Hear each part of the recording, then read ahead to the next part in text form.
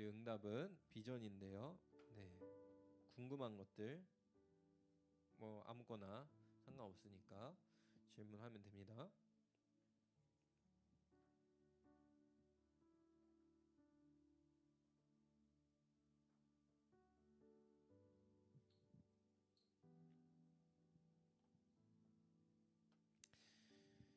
최대한 많이 얘기를 해주려고 했어요. 우리 친구들이 자주 하던 질문들이에요. 목사님, 제 비전은 뭡니까?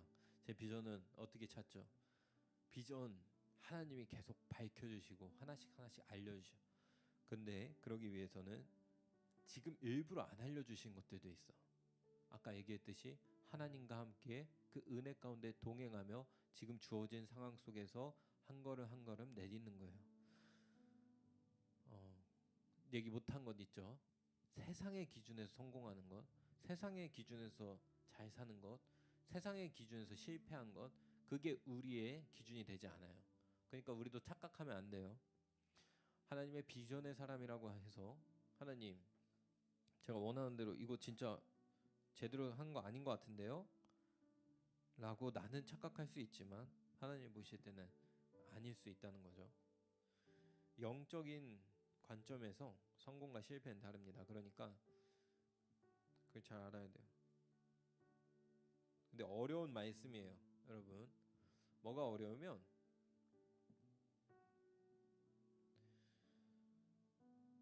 비전이라는 게 내가 원하는 바가 아니라는 것이 받아들이기 힘들고 끝까지 못 받아들이는 사람들도 있어요. 근데 이거는 명확해요. 내가 안 받아들여지고 나한테 너무 어렵다고 한들 그래도 불구하고 그게 사실이에요. 그게 말씀이고.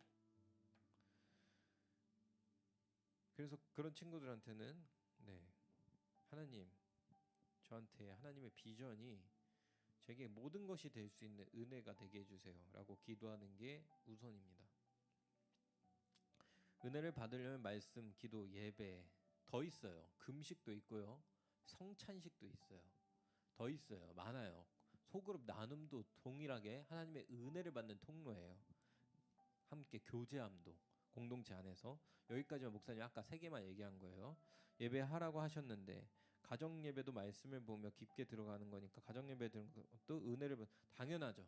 가정 예배를 통해서 은혜를 받는 것도 당연히 은혜를 받는 통로가 돼요. 근데 중요한 게 은혜의 통로가 된다는 것은 이것을 행하면 나한테 은혜가 딱 떨어진다, 퀘스트처럼. 맞을까 틀렸을까? 이거 아니에요. 나 이거 했으니까 하나님, 저는 1시간 오늘 40일 동안 1시간씩 기도했으니까 은혜가 넘쳐나는 하나님의 은혜가 나한테 획득되는 일이 있겠네요. 그거 아니에요. 게임 퀘스트 깨듯이 되는 게 아니고 우리는 하나님의 은혜를 갈망하면서 이것들을 해 나갈 때에 나 이거 했으니까 은혜가 팍팍팍 바로 생길 거야가 아니라 기다리는 거예요. 그 은혜를 하나님이 우리한테 느껴질 정도 주실 때가 있고 눈에 보이지 않는 영적으로 우리에게 믿음의 은사나 지혜 은사로 심어 주실 때도 있는 거예요. 눈에 보이지 않는. 그러니까 내 느낌에 의존해서도 안 돼. 나는 지금 눈에 안 보였으니까 나는 은혜 못 받았네 하는 것도 아니에요. 단지 우리는 그 은혜의 자리를 지키려고 하는 거예요. 왜? 내가 은혜 없이는 살 수 없는 존재니까. 영적 존재인데 하나님과 떨어지는 이것들을 통해 이게 없이는 살 수 없는 존재니까 잡으려고 하는 겁니다. 가정 예배도 되고요. 혼자 있는 시간에 제일 중요한 것 중에 하나는 혼자 있는 시간이에요. 혼자 있는 시간. 같이 함께하는 자리에서 기도하는 것 중요하죠.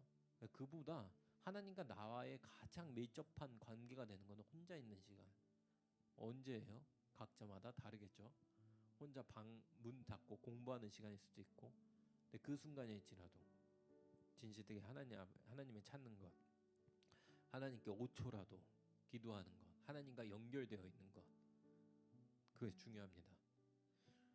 가정 예배와 본 예배의 차이는 뭔가요? 일단은 뭐 본 예배라고도 하고 공 예배라고도 하는데 여기에서 본 예배는 목사님 주일 예배를 얘기할게요. 주일 예배는 예수님이 부활하신 날 감사해서, 예수님이 주일날 부활하셨잖아요. 우리 믿는 자들은 그래서 그 날 모여서 함께 떡을 떼고 예수님의 포도주를 마시면 성찬을 하고 예배를 드렸어요. 기념하면서. 그것이 주일 예배의 전신이에요. 그래서 이 주일 예배랑은 차이가 있죠. 가정 예배는 가정에서 드린다는 차원, 이거는 주일날 시간을 구분해서 모든 공동체 구성원들이 모여서 함께 말씀을 듣고 한다는 점에서. 근데 가정 예배는 집 안에서 한다는 부분에서 형태의 차이는 있어요. 가정 예배는 언제 어디서나 가족끼리 약속을 맞춰서 한다는 것. 근데 이 차이는 있을지언정 가정 예배가 어떤 면에서 계속, 그러니까 뭐가 더 좋다 이럴 수는 없지만 계속 둘 다 이루어져야 돼요, 사실. 그래서 뭐 차이는 뭐 시간, 공간, 예배의 개념적인 차원 다양하게 있다는 겁니다. 하지만 그래서 가정 예배 하면 안 되나요? 아니요. 그럼 가정 예배만 하면 되나요? 아니요. 그럼 본 예배만 드리면 되나요? 가정 예배 드리면 더 좋죠. 근데 가정 예배는 그거랑 동일해요. 혼자만이 할 수 없잖아요. 무슨 말인지 이해가죠? 혼자 가정에서 나 혼자 하나님께 올려드린 것도 가정 예배라고 칭할 수 있을 수도 있지만 사실 두 사람 이상이 해야 되니까 시간을 맞춰야 되고 상황을 맞춰야 되고 같이 헌신해야 돼요. 그런 부분에 어려움이 있죠. 하지만 가정 예배는 무조건 드리는 게 좋습니다. 왜냐하면 가정에서도 그 순간에서도 하나님과 연결되는 지점들이 또 생겨나니까요. 근데 목사님이 이렇게 얘기할 수 있어요. 가정 예배를 계속했으니까 뭐가 보장이 됐다, 뭐가 잘 됐다, 그건 아닙니다. 가정 예배 잘 들었으니까 좋은데 아깝다, 아니에요.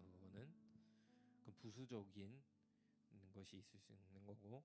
다음 질문. 하나님께서 제게 주신 달란트 잘하는 것을 찾고 싶어요. 어떻게 찾을 수 있어요? 잘하는 것을 찾고 싶구나. 네. 잘하는 것을 찾는 것은 이런 것 같아요. 목사님이 이제 곧 있으면 진로 상담 시작할 거거든요. 근데 잘하는 것은 미안하지만 이 설문지로 몇 번 조사하고 검사한다고 다 나오지가 않아. 왜냐하면 사람마다 잘하는 게 굉장히 세분화 있고 굉장히 다 다르거든. 하다 보면은. 그러니까 그래서 목사님 느낀 것 중에 하나는 그 일들을 하다가 알게 되는 경우가 되게 많아요. 아스날? 굉장히 무슨 말인지 이해가요? 내가 잘하는 거 생각보다 부딪혀 보면서 알게 되는 것들이 굉장히 많아요. 왜냐하면은 되게 미세하고 섬세하고 각자마다 조금씩 다른 것이 있거든요. 예를 들어 군대에 가봤어. 동재가 군대에 갔는데 야 나는 조직생활 이렇게 잘 맞고 나는 명령에 따라서 하는 것들을 이렇게 잘하는지 모를 수가 있는 거야. 무슨 말인지 이해가요? 온유가 군대 갔는데 나는 밤에 딱 정해진 시간에 자고 정해진 시간에 일어나는 게 내 체질과 나한테 너무 이렇게 잘 맞는지를 해보기 전까지 알까 모를까? 모르는 것들이 너무나도 많은 거예요. 그래서 내가 온유가, 그리고 실제로 온유는 온유에서 옆에 있는 친구들을 이렇게 세워주는 걸 잘하고 굉장히 잘할 수 있어. 그리고 소그룹에서 리더로서 섬기는 거 굉장히 잘하는 달란트가 있을 수 있어. 근데 그걸 해보기 전까지 나는 이런 거 잘할 것 같아 하면서 알 수 있을까? 하면서 알게 되는 거예요. 그래서 여러분한테 목사님이 적극적으로 권유하는 것은 뭐냐? 하나님께서 내게 주신 잘한 것을 찾기 위해선 여러분 많은 것을 시도하고 경험해 보려고 해봐요. 여러분의 때에 할 수 있는 게 한계가 있어요. 목사님도 인정해요. 뭐가 한계 있을까? 교통 여건. 여러분이 마음대로 뭐 전 세계 돌아다닐 수 있어요? 힘들죠. 그리고 여러분이 학교에서 공부하고 학원 가고 시간이 마음대로 막 있어요? 없죠. 그리고 여러분이 하고 싶은 거 뭐 갑자기 스타트업 창업하고 할 수 있어요? 불가능하죠. 그래서 해야 되는 것 중에 하나가 간접적인 경험을 하기 위해서 여러분 책을 읽고요. 유튜브를 통해서 그 삶을 살아가는 사람들을 봐도 돼요. 그런데 목사님 하고 싶은 말 중에 하나는 여러 가지를 많이 경험해 보세요. 많이 해봐요. 시도해봐요. 도전해봐요. 청소년 교회도 앞으로 여러분들이 계속 많은 것들을 경험하고 해볼 수 있는 것들을 계속 함께 할 거예요. 왜? 하나님 안에서 여러분이 잘하는 비전을 찾아나가고 잘하는 부분도 찾아 나가야 되니까. 무슨 말인지 이해가죠? 많은 것들을 여러분들을 세워나갈 수 있는 장들을 우리 안에서도 계속 만들 거니까 여러분은 적극적으로 해봐야 돼요. 난 공부만 할래요. 좋지, 공부하는 거 지금 최우선이지. 근데 공부하는 것도 중요한데 공부가 여러분의 인생의 전부가 끝나지 않아요. 공부 아무리 잘했어도 괴물 돼요, 괴물. 미국에 있는 대학들은 공부 잘하는 사람만을 뽑지 않아요. SAT 점수 높은 사람만을 뽑지 않아요. 항상 그렇죠. 그 사람의 다양한 역량을 봐요. 운동과 사람들과 함께했던 동아리 활동이나 뭐 이 모든 종합적으로 보거든요. 그 이유가 있는 거예요.